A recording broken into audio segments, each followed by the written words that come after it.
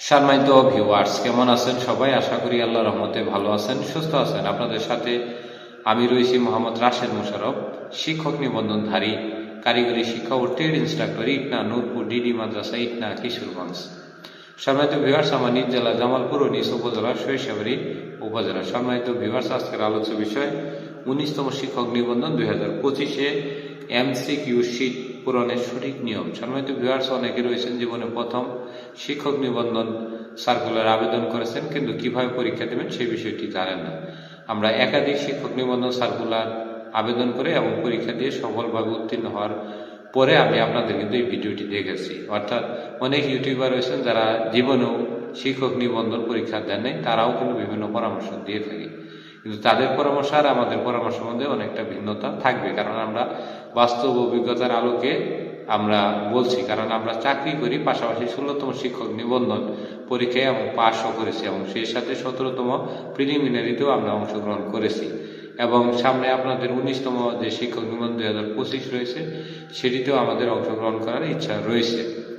তো যাই হোক, আমরা কিন্তু যে তথ্যগুলো আপনাদের দিই সেটি সম্পূর্ণ 100%।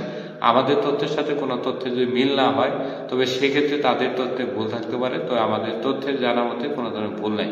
তবে আপনার কাছে যে তথ্যটি ভুল প্রমাণিত বা ভুল মনে হবে সেটি অবশ্যই আমাদের জানাবেন।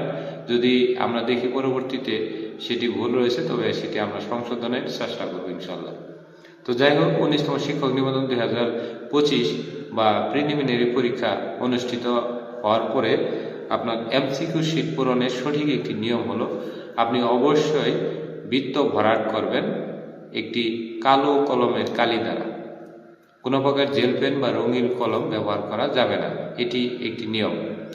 রুল এবং রেজিস্ট্রেশন নাম্বারে লেখার সময় যদি কোনো কারণে ভুল পরিলক্ষিত হয় তবে সেক্ষেত্রে অবশ্যই যে পরীক্ষকরা থাকে বা যারা গার্ড দেয় তাদেরকে বলবেন, তারা একটি লিখিত খাতা নিয়ে আপনার যে এটি ভুল রয়েছে সেটি আলাদাভাবে তুলে নেবে। যদি আলাদাভাবে তুলে না নেয় তাহলে আপনি কিন্তু যত ভালো পরীক্ষা দেন আপনি কিন্তু পাস করতে পারবেন না।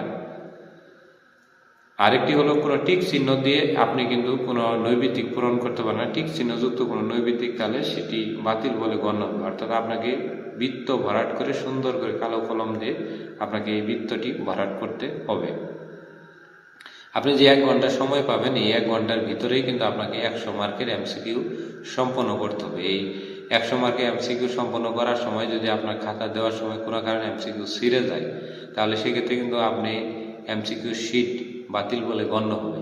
তো এই বাতিল যেন গণ্য না হয় সেজন্যে খাতা জমা দেওয়ার সময় বা কোনো কারণে কারোর সাথে টানাটানি করে ওএমআর শিট না ছিঁড়ার জন্য অনুরোধ রইল। তো আপনি যখন এইভাবে পূরণ করবেন, যে কালো কলম দিয়ে এবং রুল এবং রেজিস্ট্রেশন নম্বর লিখবেন, এবং আপনি যদি 4টি প্রশ্নের উত্তর ভুল করেন তার জন্য 1 নম্বর কাটা যাবে, এবং আপনি যদি 100টি প্রশ্নের উত্তরও দিয়ে আসেন কোনো সমস্যা নেই। সেক্ষেত্রে আপনি যদি করে 40% নম্বর পান, যদি প্লাস মাইনাস বাদ দিয়ে অর্থাৎ 4 ভুলে 1 নম্বর এরকম ভুল বাদ দিয়ে, তাহলে আপনি পাস করবেন। তবে আপনাকে এমনভাবে পরীক্ষায় প্রস্তুতি নিয়ে যেতে হবে যেন আপনি 60 মার্ক অ্যান্সার করতে পারেন। আশা করি আমি যে ভিডিওগুলো আমি আপনাদের মধ্যে বললাম যে এমসিকিউ শীট পূরণের, সেক্ষেত্রে ছোট্ট একটি ভিডিওর মাধ্যমে আপনারা বুঝছেন যে এমসিকিউ শীট পূরণের যে আসলে একটি সঠিক নিয়ম কি। অবশ্যই কালো কলম দিয়ে গোলভাবে বৃত্ত ভরাট করতে হবে। একাধিক বৃত্ত ভরাট করলে সেই প্রশ্ন বাতিল বলে গণ্য হবে। আশা করি আমার ভিডিওটি বুঝেছেন। ভিডিওটি ভালো লাগলে অবশ্যই লাইক, কমেন্ট, শেয়ার দিতে ভুলবেন না।